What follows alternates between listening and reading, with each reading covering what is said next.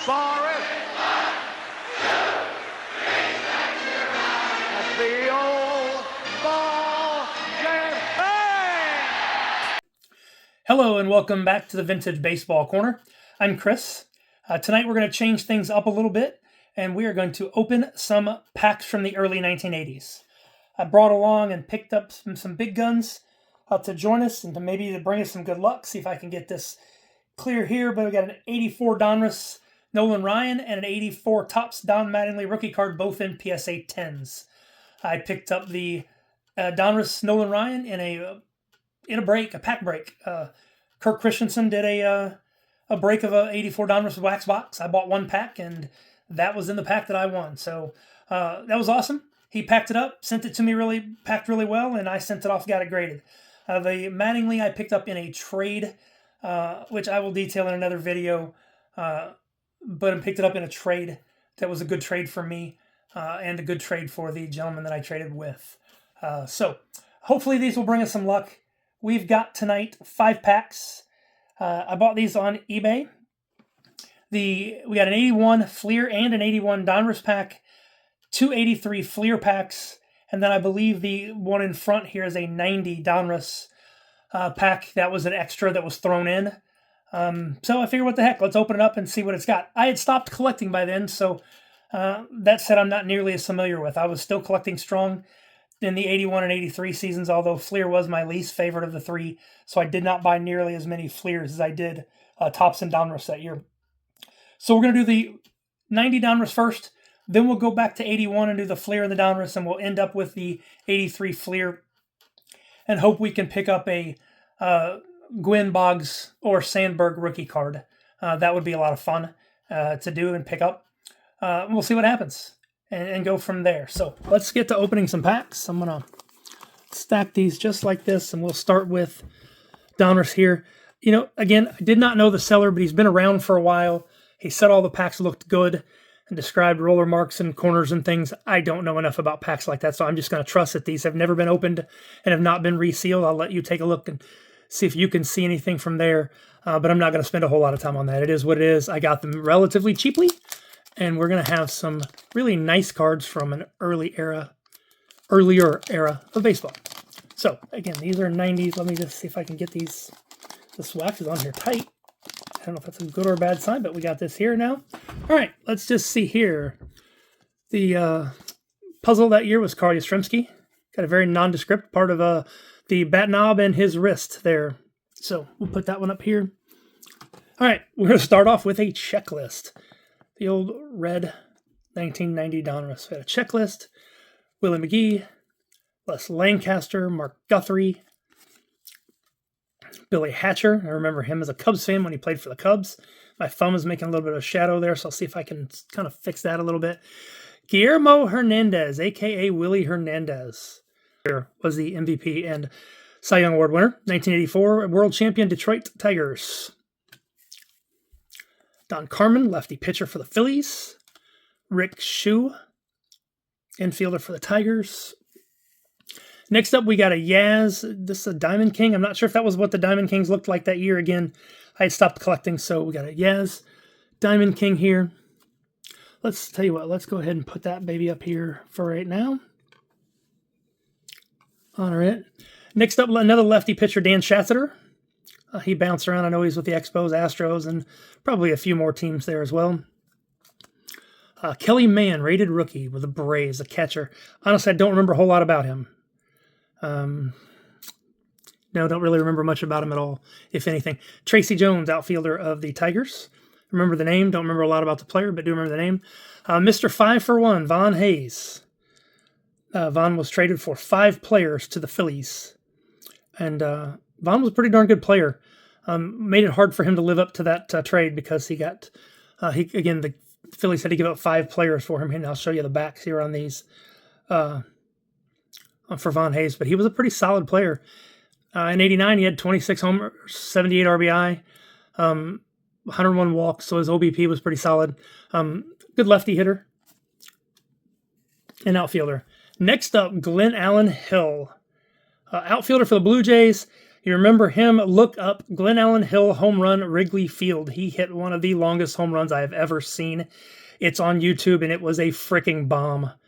If you get a chance, I definitely would look that up and see Glen Allen Hill. You like the red shoes or the blue shoes better? Like that. I like the blue shoes better. Way out of here. Oh my gosh. He hit it on the roof. He hit it onto the roof across the street. I have never seen that. A lot of power in that swing. Next up, Gary Ward, another outfielder of Tigers. For Gary. Franklin Stubbs, first baseman for the Dodgers. And lastly, Mike Felder, outfielder for the Brewers. So we're going to take these and set these aside here. Nothing real extravagant there. But for now, I am going to honor the power of Glen Allen Hill and the power in terms of the ability to demand a high price in a trade for Von Hayes. We'll set those right there for right now as we move to 1981. Now, let's hope we get a little bit better stuff here. We got 81 Donruss. We do have the gum. There's 18 cards in this pack. Again, here's the back if you want to take a quick peek. And I'm tearing that right there. Again, I don't know if that's a good sign or a bad sign. Doesn't really matter. Again, I think I got the 81 Fleer and 81 Donruss for $10 total. $5 each for them, I believe, maybe. Let's see if that's going to come off okay. Yeah, it came off nicely. I'm not going to eat it. But we got a Dwight Evans, Dewey, outfielder for the Boston Red Sox. Very, very good player, and a player that definitely has a Hall of Fame case. I don't know if he'll ever make it. He's probably on the outside looking in. But if you look up his numbers, you'll see that Dwight Evans was a very, very good player. I believe his WAR, and I don't put a ton of stock in WAR. I don't live by it like some people do, but I believe it was in the 70s, like 60s or 70s. Anyway, Dwight Evans, nice pick. Dale Murphy, I know somebody who wants that. My buddy James will be jonesing for that. This one is not centered very well. Might even have a little bit of a something. Let's see if I can put that down. I don't know if I can zoom in or get... It looks like there's a little bit of a spot here on the upper border. Unfortunately, that's kind of a bummer. And it also looks like it's got a roller mark down here, going down this side right here, as you can see. So not the best Dale Murphy in the world, but we will still put him up here. 81 Dale Murphy. Next up, I'm going to these things are just off camera, and I promise you 81 Donruss I'm not monkeying with here. Jose Cruz, or as Chris Berman used to call him, Jose Can You See Cruz. Nice outfielder, actually a really solid player for the Astros. Next, we got Steve Mura. Don't remember a whole lot about this pitcher for the Padres. Bobby Brown, outfielder for the Yankees. Never really a full-time player, at least not for the long term for the Yankees. Next up, Doyle Alexander with the Braves. Now let's talk about Doyle Alexander here for just a little bit. Alexander pitched 19 years in the big leagues, had 194 wins, 174 losses. I don't remember exactly what his WAR was. I'll put it up on the screen, but just a very nice, serviceable pitcher over the years. A couple of notes, if you will.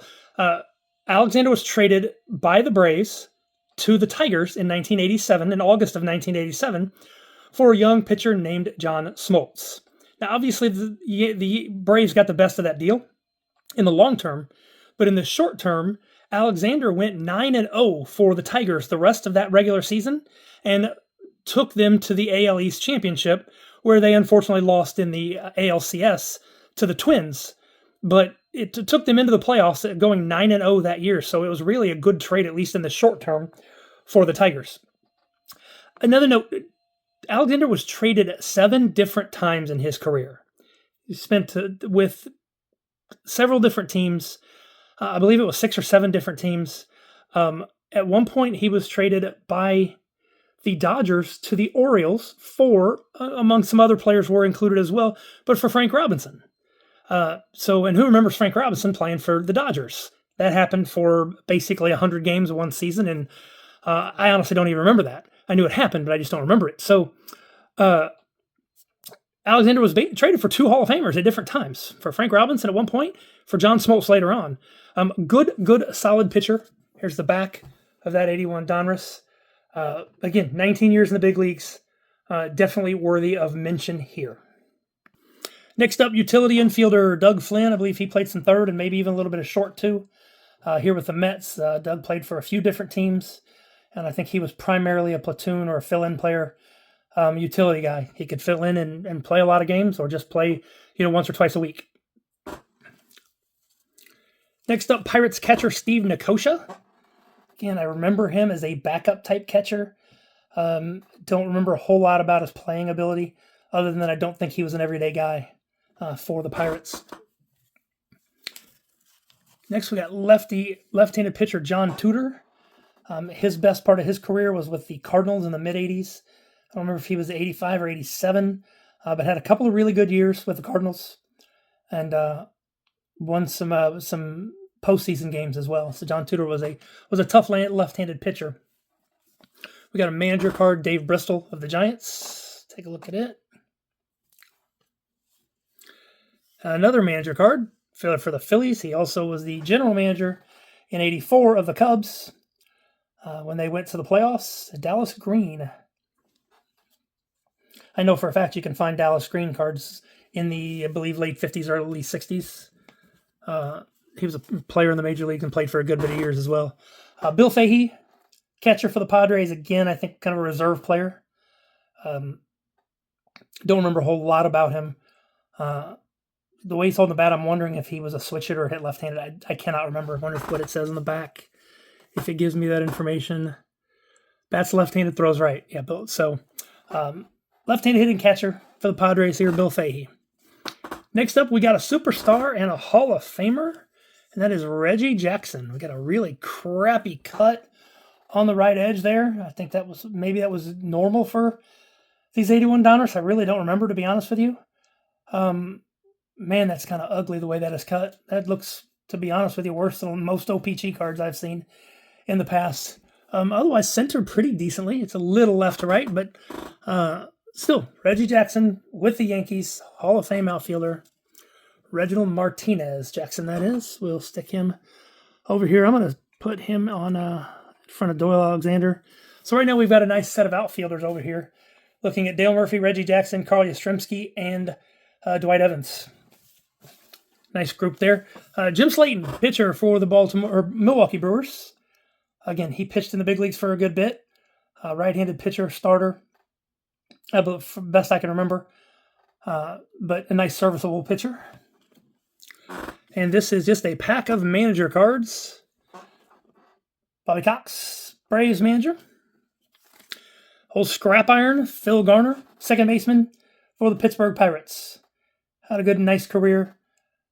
Just a really good, solid player there for the Pirates.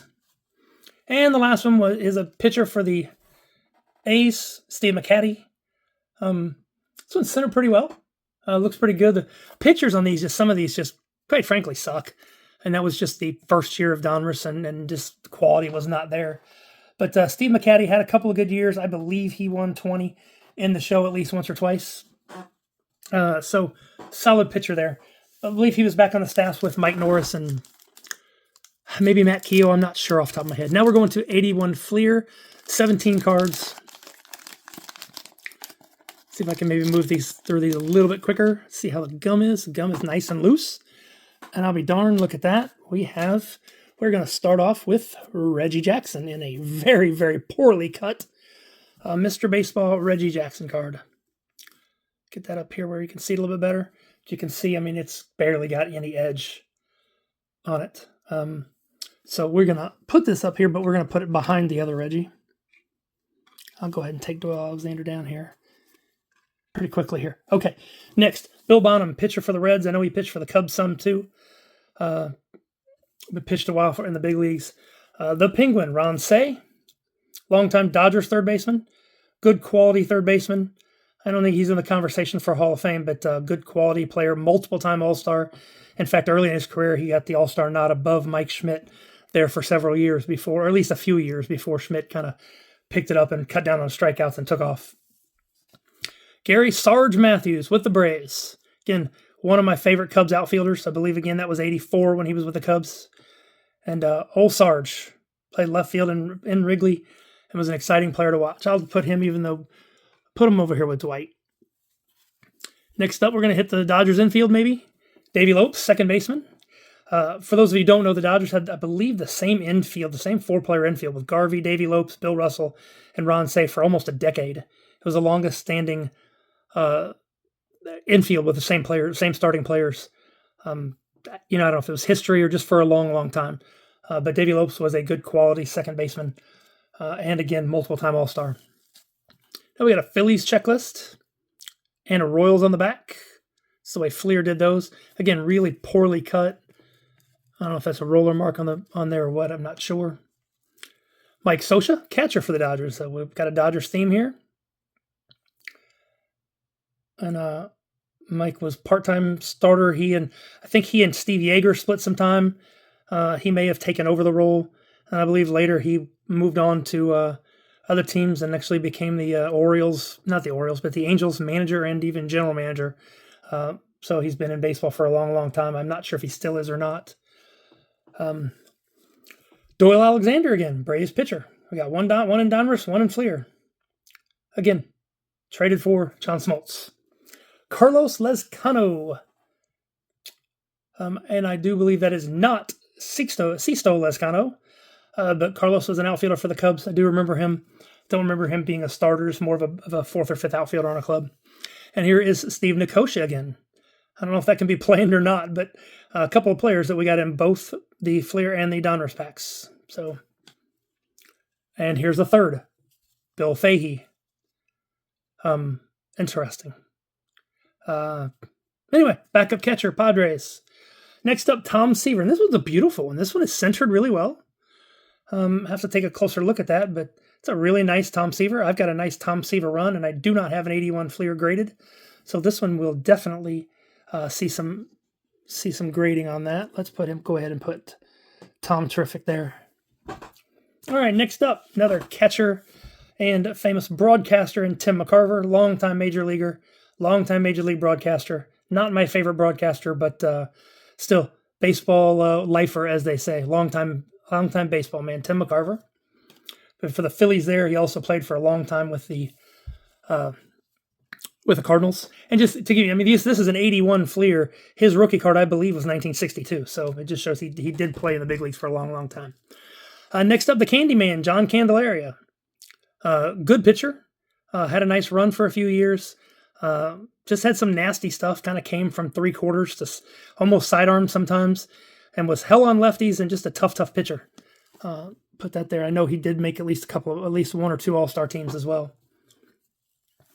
Outfielder Jerry Mumphrey with the Padres. I do believe he played for the Cubs as well at some point. Always love those pictures of what is most likely a swing and a miss. But Mumphrey was pretty much a part-time player. He could fill in at times, but again, another one of those fourth or fifth outfielders. Going back to the Reds and outfielder Dave Collins. Dave took over the outfield and center field as the Big Red Machine started to break up. Had some pretty good years, stole a lot of bases. Filled in I think he took over for Cesar Geronimo in center field.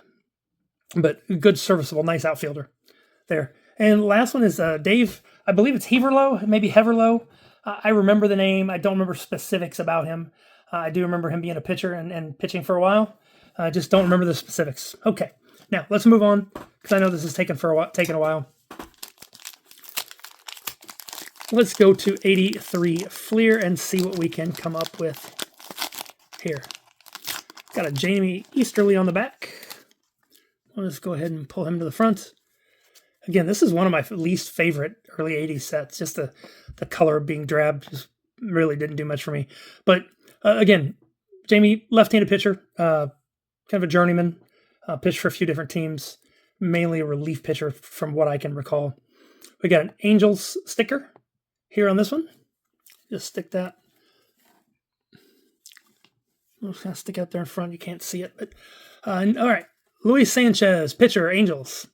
Don't remember much about him. Ron Jackson, first base, third base.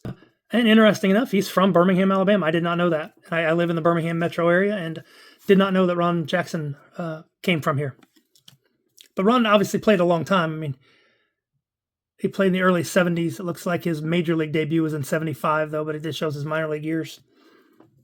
Next up, Steve Garvey. There's another piece of that Dodgers infield, long-term infield, and I believe he just ran for Senate race in California. I'm not a big fan of Steve Garvey because he had a huge 84 division series, or NLCS, and beat my Cubs. Winning 3 straight in San Diego did not make me happy. Larry Pashnick, Detroit Tigers pitcher. Don't know anything about him except for the fact that he played in 1981 in Evansville, which is where I'm from. So 81 and 82, I would have seen him play. Went to games all the time back then, but I just do not remember that name. Strange enough, the ballpark that they played in still stands today. It's the 4th oldest ballpark in the country. It's Bosse Field, and I played my high school and college games there. And it has been around long enough that it hosted Warren Spahn in 1941 and Del Crandall in 1949 with the Braves. So Bosse Field, built in 1915, is the 4th oldest ballpark in the country. Bo Diaz. Unfortunately, Bo passed away at an early age at an accident at home. I believe he was 36 when he passed away, but he did make, I believe, one All-Star team and was a good, solid catcher. Glenn Hoffman, shortstop for the Red Sox. Again, I remember the name. I remember a little bit about him, but I don't remember him ever being a full-time starter. He may have been, and I just don't remember it. But Glenn Hoffman with the Red Sox. Now, here's one. Luis Aponte. I do not remember him. Red Sox pitcher. Sorry, Luis. I could usually remember most everybody from back then, but I do not remember that name at all. Another Jose Cruz. We had one earlier. I believe him. I don't remember if it was the Donruss 81 or if it was the Donruss 90 pack, but again, really good, solid, long-time player in the major leagues. Started in the 1970 and played for a good long while. Left-handed hitter, played left field. Made the All-Star team at least a few times, I do believe. Ron Hassey, catcher for the Indians. Again, he was kind of bounced around. He did play for the Cubs a bit. Wasn't necessarily a full-time player for a long period of time, but he got some time in and definitely bounced around the big leagues for a while, as backup catchers can do. Jim Beattie, pitcher, Mariners. Big, tall right-hander, as I remember. Stuck around for a little while.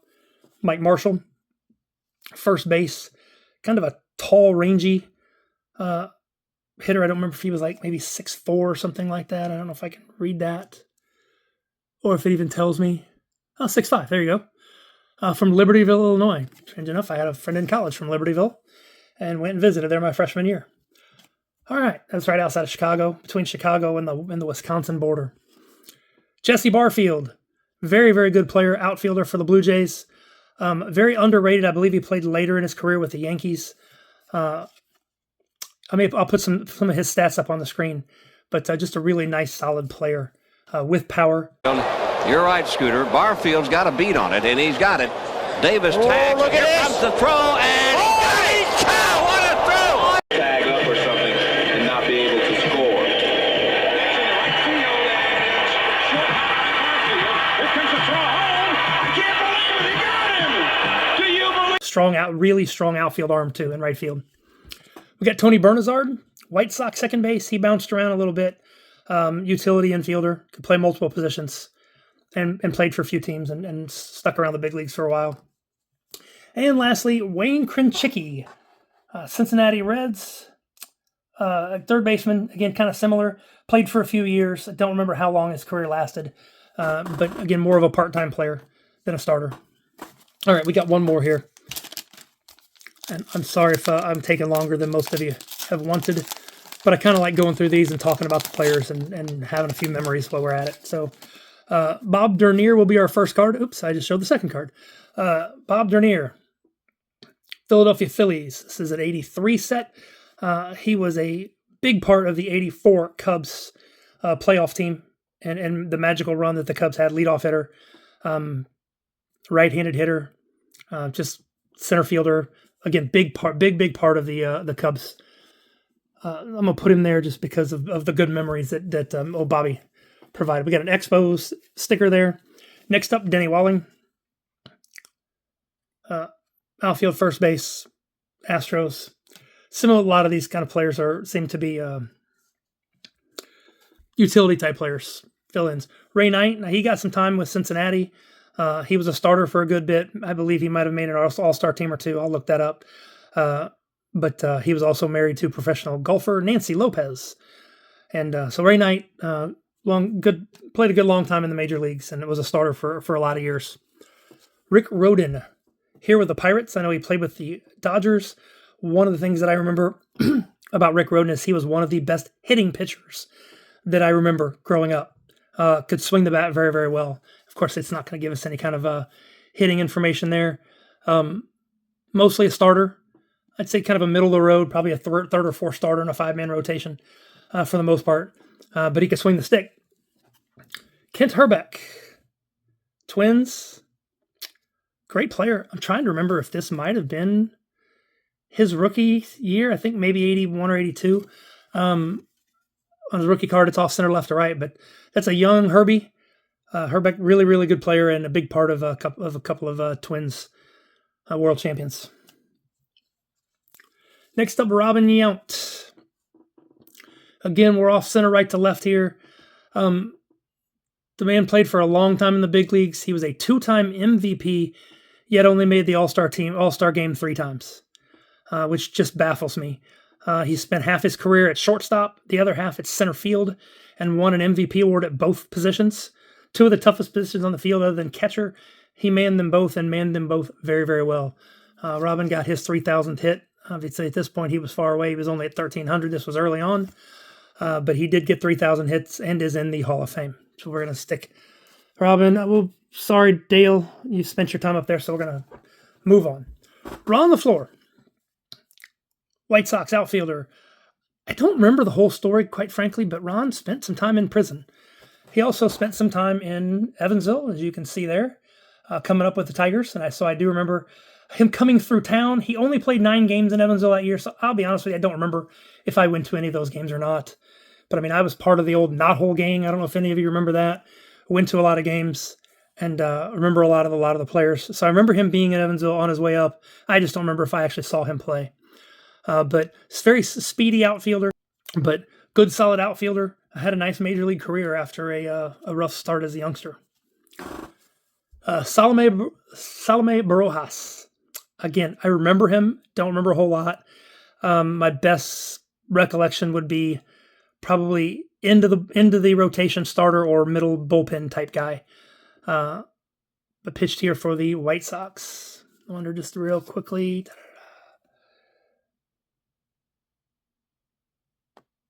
Nope, went from Mexico City straight to the White Sox in 82. Next, David Palmer.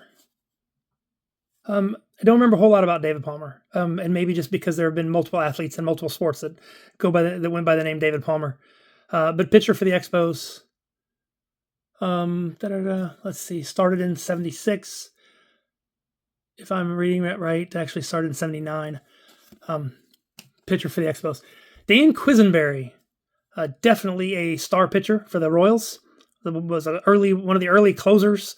Was a submariner, threw basically with his knuckles almost brushing the ground, and got down low. And one reason for his success is his great control. Dan averages less than 1 walk per 11 innings. Another factor is his amazing sinker that causes most batters to hit ground balls. But the most interesting reason for his success is his strange underhanded pitching motion he calls down under. Although quite serious when and dropped all the way down. Just a tough right-handed pitcher. Was very, very successful. I'm not sure where he was in his career at this point. He had 91 saves, so he had 230 plus save seasons at that point. But he was a big part of the 85 World Series team with the Royals. But star pitcher there, definitely for sure. I'm going to go ahead and slide him up here. Tom Verizor. Again, another player that came up through the Detroit system. Middle infielder, came up as a shortstop. He's kind of pretty much a journeyman middle infielder. And as you can see in 74, he played in Evansville, and I do remember him as a youngster. I would have been 6 or 7 at that point, but I was all into baseball and all into the Evansville triplets, as they were called. Next up, Dave Goltz. Angels pitcher. Again, don't remember if he was an end of the rotation starter or if he was strictly bullpen, but I do remember him. Just not a whole lot of detail about his career. Next up, ditto Andy Hassler. Angels, don't remember the details. I mean, I've got his 1975 card, so I know he was playing for a good while. Dave Goltz as well. I remember I have both of those in my 1975 set. So both of them played for a good while. Again, I just don't remember whether they were, I guess, looks like Hassler was pretty much a solid bullpen guy there. Next up, Dusty Baker. Future manager. I think he probably ends up in the Hall of Fame someday. Likely as a manager, but he had a very solid playing career too as an outfielder with the Dodgers and was a really, really good player starting in the late 60s with the Braves. And unfortunately, a lot of these are off center, not the best of shape. And lastly, Lou Whitaker, Sweet Lou. In my opinion, this is a big Hall of Fame snub. He should be in. I think he will get in, and he may get in this next vote coming up next year or the year after. I'm not sure when the committee for the post-1980 vote goes again. He may be 2 years away, but Sweet Lou, second baseman for the Tigers. He and Alan Trammell were one of the longest-running middle play, double play combinations. Unfortunately, he came up with the Tigers, but he and Alan Trammell both skipped AAA and went straight from Montgomery to the Tigers, so I miss them in the minor leagues. Was able to catch Lance Parrish, Jack Morris, Mark Fidrich, a lot of those guys, but did not catch Lou Whitaker or Alan Trammell, unfortunately. But Sweet Lou, heck of a player. I'll go ahead and put him in front of Tom Terrific here, and definitely deserves to be in the Hall of Fame. Okay, my time has run up. I know I've gone way over time, and I hope that's okay. But I love the history and talking about these guys and kind of going back through my childhood as we open some cards. So I will let you go. I thank you for joining me. Please join me again. Got some PSA reveals coming up. Like the video, subscribe if you want to see more. Again, I promise I don't do a whole lot of pack openings, and when I do, I won't take this long normally. But thank you is the big part. I appreciate it, and I hope to spend some time again with you soon.